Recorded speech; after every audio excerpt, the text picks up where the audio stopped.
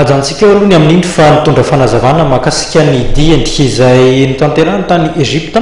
André Matou Paul Rabat ministra ny fampianarana marihana fanosolo-tena amin'ny filoham-pirenena André Matou Erajonary mampianana ny tena ny tany Le Caire renivohitry Egypta nandritra ny fametrahana tamin'ny fomba ofisialy ny filoham-pirenena vaovao any toerana andao raha tsika ny andindinin'izay eo amin'ny taty vaovao ny Marc Antoine Saritsirakotorsa.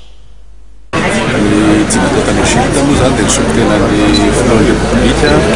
tamin'ny investiture ny président Omar Sisi ary fiaraha-miasantsika amin'ny Egypte efa nisy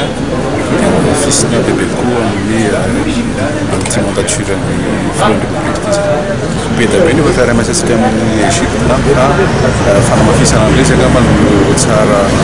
jerevana ary mino fa tsy fanombohany fifanisana sy fiafarany fa mbola maro ny zavatra afaka tenantsika amin'ny firenena Egypte.